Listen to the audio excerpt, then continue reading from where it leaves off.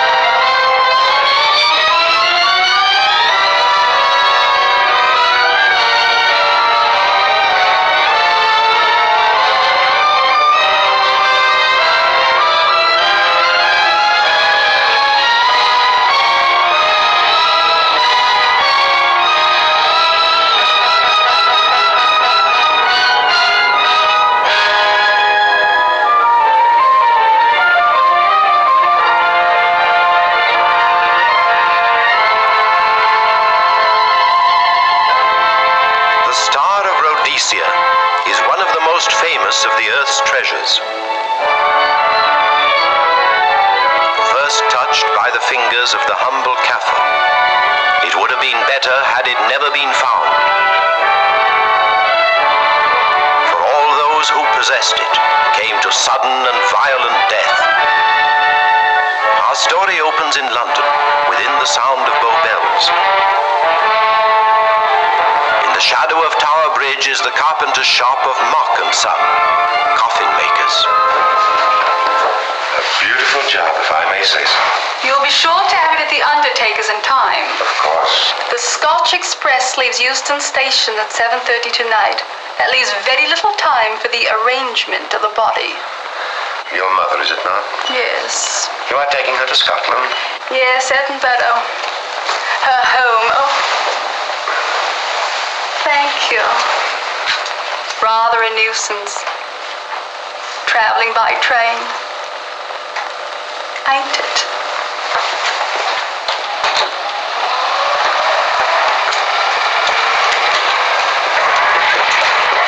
I'll meet you.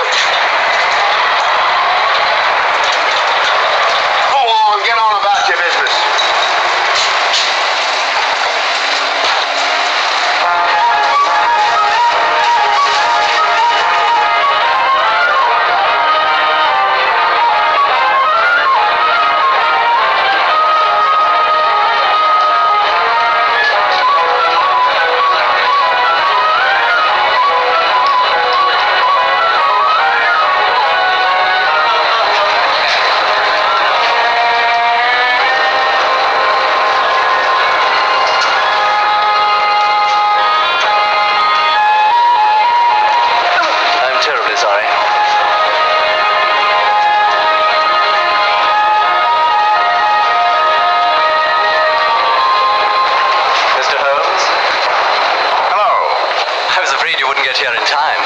Studying the faces of our fellow passengers.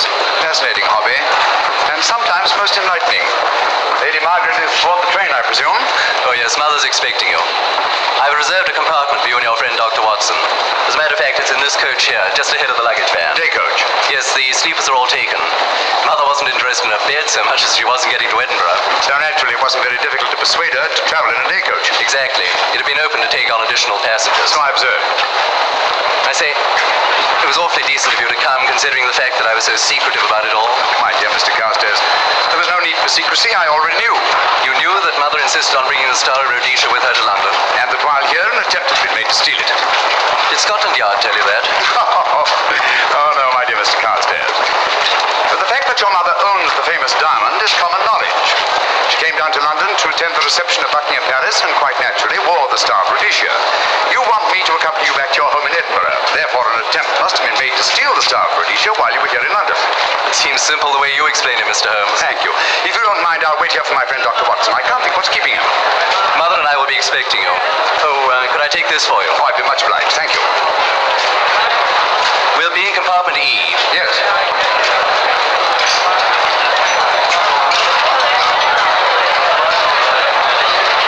Ticket, please. Here's a carriage, sir. Well, look who's here. Inspector Lestrade. Why, Mr. Holmes? Taking your trip, Inspector?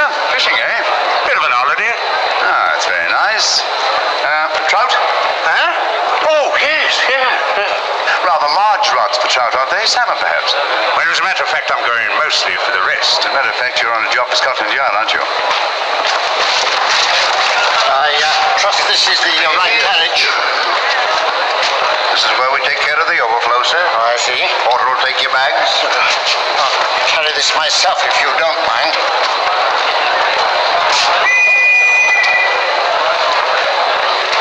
Ready to go, sir.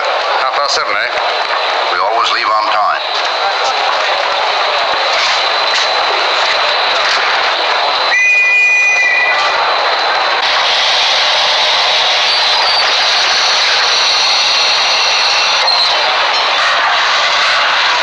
On thread, sir.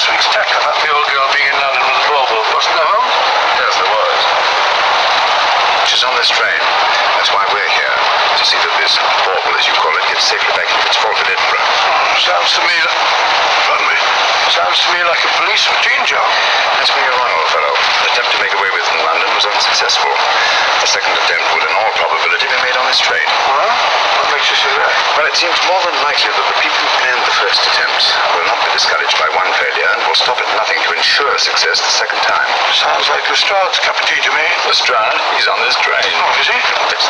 Giving an excellent imitation of Isaac Walton. Heavy hardened jets. Come in, Mr. Holmes. My friend and colleague, Dr. Watson. How do you do?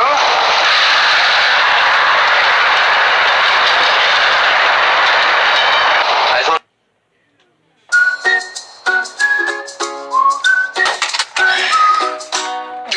All buckled up, let's go! Tuition Monster, how are you here already? She's only 2 days old. And that means there's only 6,720 days till she's off to college.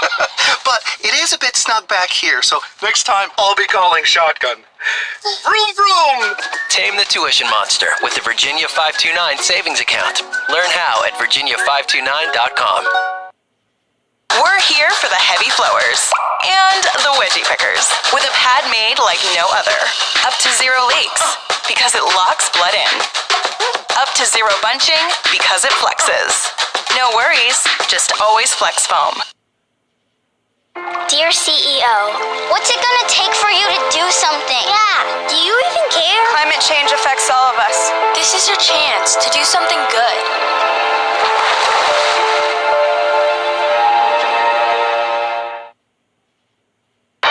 I thought it better to engage Mr. Holmes after what happened in London.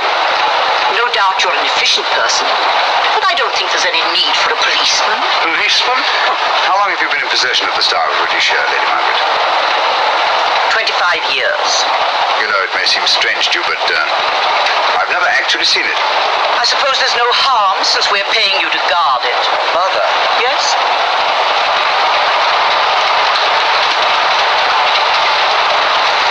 May I? Do by all means. Thank you. Great Scott. What a remarkable beautiful stone. My husband gave it to me on our 5th wedding anniversary. 423 carats, isn't it? The original diamond was over 700 carats. Your father had it cut, less ostentatious. Ostentatious, as big as a duck's egg. Watson, please. Sir? Thank you, Lady Margaret. We'll be as unobtrusive as possible. That will be a novelty from a policeman. Now, if you wouldn't mind telling us where our compartment is. Oh, I'm sorry, Mr. Holmes. Oh, thank you. Lady Margaret? Good night. Good night. Good night. Impertinence. She called us policemen. And what's wrong with being a policeman? Oh, hello, Lestrade. Where are you going? The inspector's going to Scotland to fish for salmon. Oh, really? The season doesn't start for another month, but you wouldn't know that, would you? Who says I'm going to fish for salmon? Who? Him. Excuse me, please.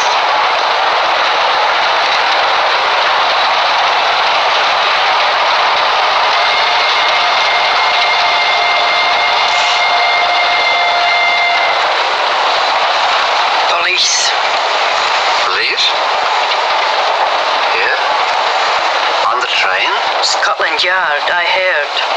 I warned you.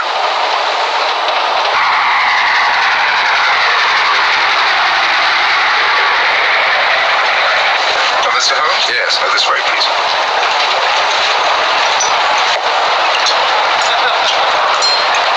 Oh, there you are, Holmes. Try some of this curry. It's excellent. Steak and kidney pudding, please.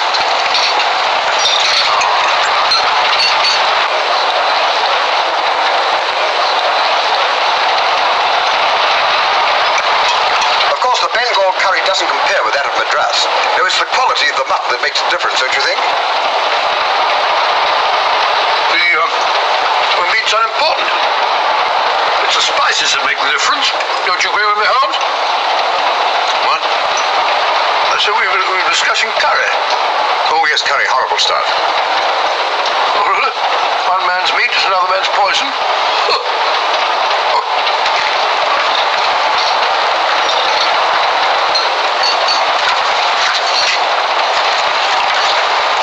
There will be 2 of us, steward. My son will be here directly.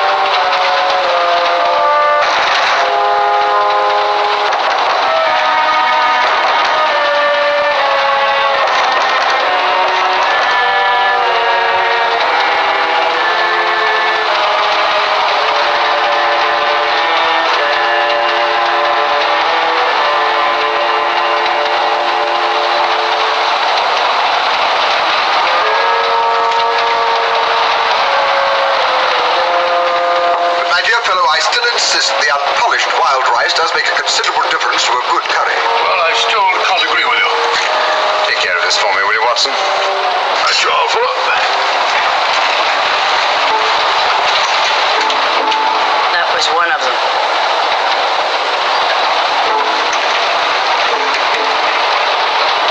Was young Carstairs in the dining car with you? No, Lady Margaret came in alone. Well, I was in my compartment just now having a bite to eat, and I heard a crash in here. Crash? It's locked. I knocked and there was no answer. So you just stood here twiddling your thumbs. Brilliant. Will you please unlock the door? I'm sorry, sir. This is Inspector Lestrade of Scotland Yard. That's all right. You can open it. Very good, sir.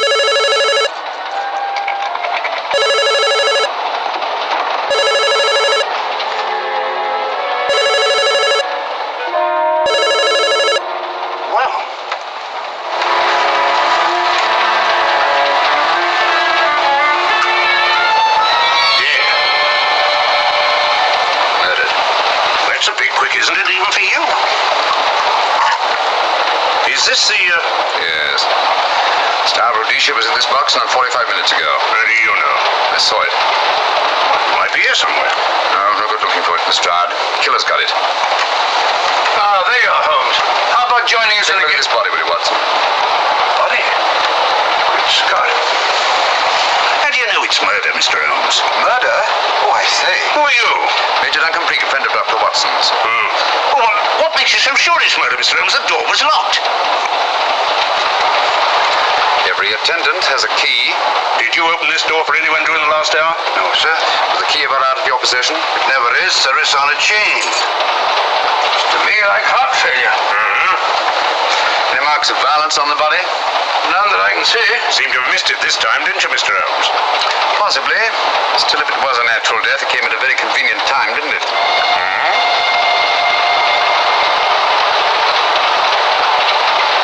What does this mean? Star Rhodesia. It's gone. You were supposed to guard it. My son employed you. That's why I left it with him. Where is he?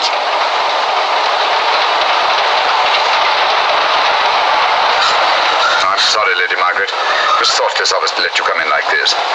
You an empty compartment? Yes, sir. Then I think we'd better... If you don't mind, Lady Margaret, please.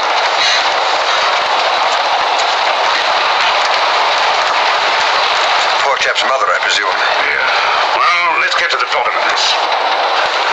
Excuse me, Doctor. Poor chap, he was so young and such a pity.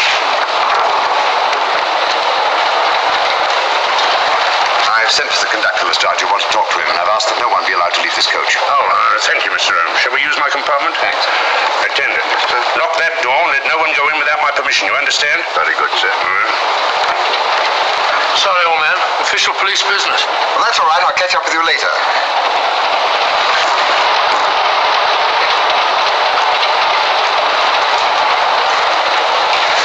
Are you looking for the Scotland Yard inspector, sir? Why, yes. Right in there, sir. Thank you. Come in.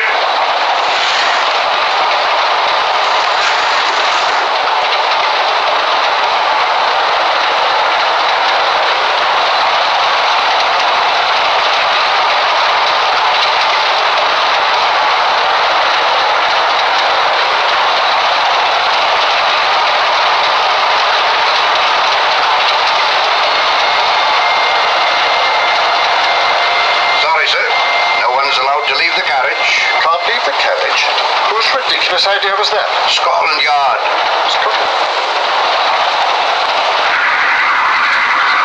You see, we don't stop until we reach Rugby. That's right, sir. Good. We'll have a thorough search of the train made before that time. Find the murderer, Inspector, and you'll find the diamond. But we don't know it was murder. Consider the facts, Lestrade. Young Carstairs was dead when the jewel was taken. Otherwise, he'd have put up a struggle, and there were no marks of violence on the body.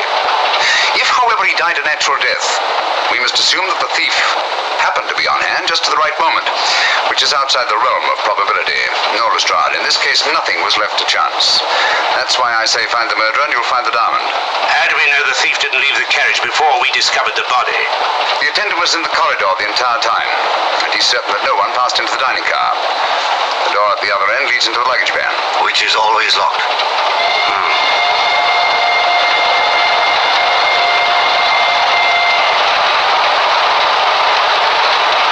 You found no marks of any kind on the body, Watson? No, none of any significance. Not even a scratch? Well, there was a small spot of blood on his neck, just a mere speck. That's what I was referring to. You mean that scratch killed him? It's possible the poison that went into the wound did. Poison? Well, we can't tell that without an autopsy. Have you got a list of the passengers in this carriage? Yes, sir. There you are, sir. Thank you. Major Duncan Bleak. That would be your friend, Doctor. The next compartment's empty. Where we took Lady Margaret after the murder. You remember, Lestrade. Go on. Vivian Vera, Inspector. That's this one.